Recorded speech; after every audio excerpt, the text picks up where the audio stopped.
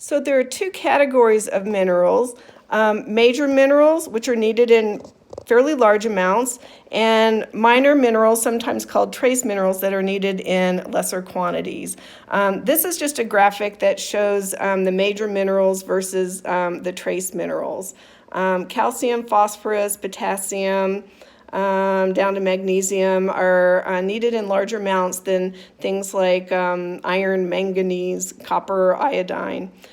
So the regulation of the body is a little bit similar to the regulation of vitamins. Absorption through the digestive tract and excretion are adjusted depending on the level of minerals in the body.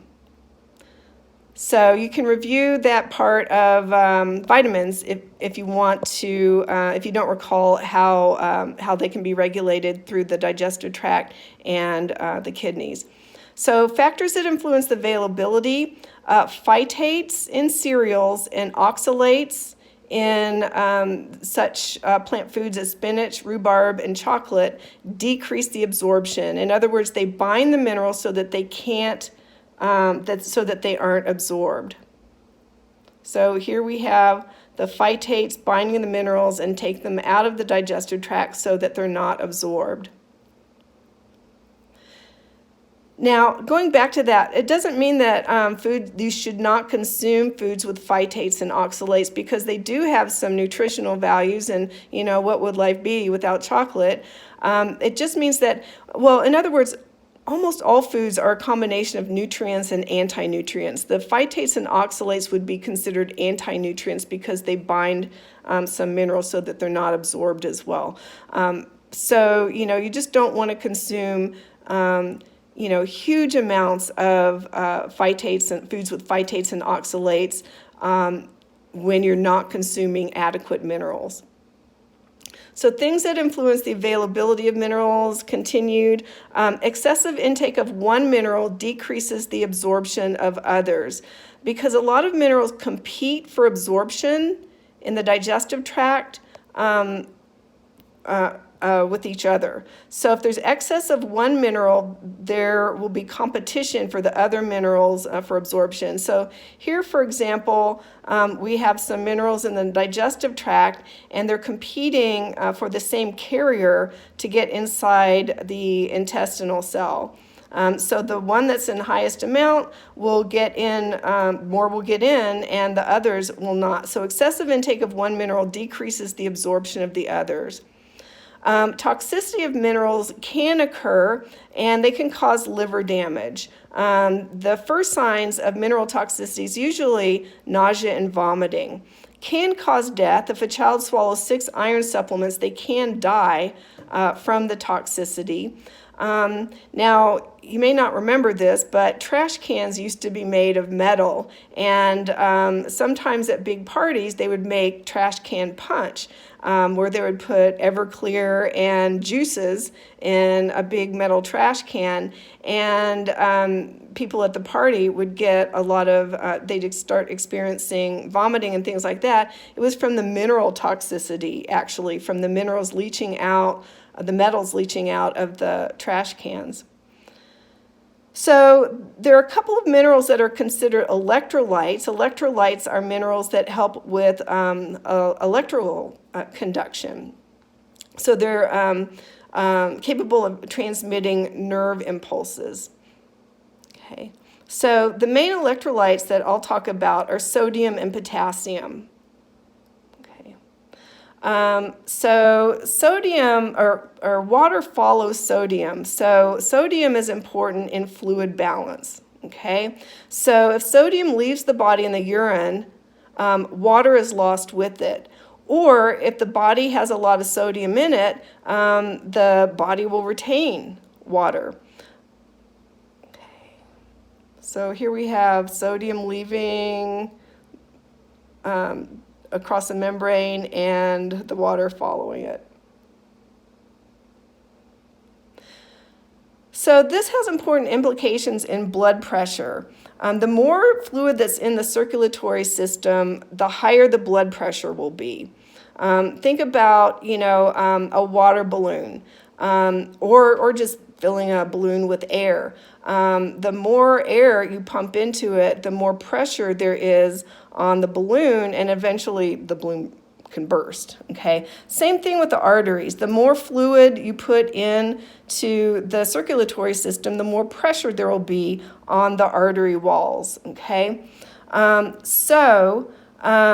there's excess sodium in the circulatory system, there may be excess fluid and therefore high blood pressure. That's the reason that high sodium diets can contribute to high blood pressure. If the kidney is not good at getting rid of excess sodium, there will probably be excess fluid in the body, and that can increase the blood pressure. Now, most of us have really good kidneys that are good at balancing our sodium levels and getting rid of excess. So we're not that sensitive to the amount of sodium in the diet, but there are people who are very sensitive to the amount of sodium in their diet, and their blood pressure will increase with increased sodium intake. So sodium is Na with one positive charge. That's how it's abbreviated chemically. It's found in table salt, which is sodium chloride. It's also found in other things like monosodium glutamate, for example. So salt isn't the only source of sodium in the diet. So it does help regulate fluid balance. It's needed for nerve impulse transmission. Some people do have low sodium levels in the body. Now, the treatment for someone who has low sodium levels, low blood sodium levels, is not increasing the sodium they eat. It's decreasing their fluid intake, actually. Let's see, it's involved in glucose transport across cell membranes. Sports drinks have sodium in them, and one of the reasons for the sodium is not just electrolyte, to provide an electrolyte replacement, but sodium actually facilitates the absorption of glucose from the sports drink. So that's one of the reasons that sports drinks have sodium in them. Deficiency is highly unlikely. The food sources, table salt is 40% sodium. That's probably the primary source in our diet. Monosodium glutamate, okay, that's used as a flavor enhancer in food processing. It is naturally occurring in some foods. And processed foods, bottled sauces, soups, boxed foods, frozen foods, etc. They oftentimes, well, and as you found out from your fast food fantasy, a lot of restaurant type foods have a lot of sodium because salt is a flavor enhancer. Lots in snack foods, smoked meats, anything that's pickled. Dairy products are high in sodium, as are some breads, actually. The sodium intake in the United States, the recommendation is no more than 2,300 milligrams a day of sodium. Some people think that high-risk groups should limit to 1,500 milligrams a day, but that's kind of controversial. We do recommend 1,500 milligrams a day for people with congestive heart failure, for example, and a lot of people with high blood pressure. The minimum requirement is 500 milligrams a day. The typical U.S. intake is 3,000 to 7,000 milligrams a day. Some estimate as much as 12,000 for people who eat out a lot. Let's see. An increase and I think this should be higher, but a very high intake of sodium can also increase calcium loss in the urine. So as far as diet and hypertension, this is important for your quiz. Diets high in potassium, magnesium, and calcium can reduce blood pressure. Weight loss and exercise can help reduce blood pressure because when you have extra body mass, you have to create more pressure in the circulatory system to get blood through the extra tissue. Low blood sodium is called hyponatremia, hypo meaning low, natremia emia referring to blood, and the Na part Oh, and that's a typo. It should be hyponatremia. It's not HYPOTAT. It should be HYPONAT. But anyway, it results when the blood becomes too dilute. And it has happened in marathon runners who drink too much water, like I said.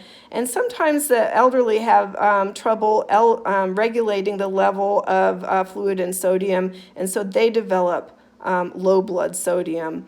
It can cause weakness, mental confusion, and even death. So I'm going to stop that and talk about, stop this video here and talk about potassium next.